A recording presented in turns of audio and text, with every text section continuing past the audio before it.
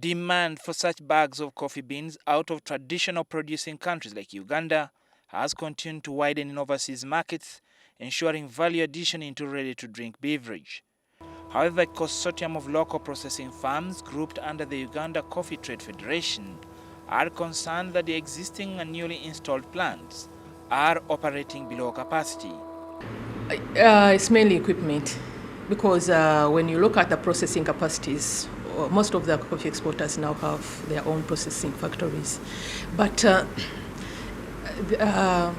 they are running at less than 50%, which is not economical. And in addition to that, they have also invested in wet processing mills, especially in the Arabica growing areas. Still, the capacity is low. By end of the coffee year, as of September 30th, at least 3 million 60-kilogram bags had been exported out of the country, a figure this industry official says is barely 50% of the external demand. Most of the exporters are now going into Arabica areas as well.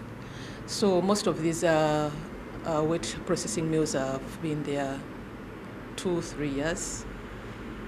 Yet they are also still increasing the capacity, because more modern equipment are coming on board.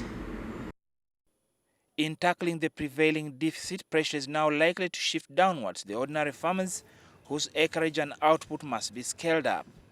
Raina Ojan, NTV 11.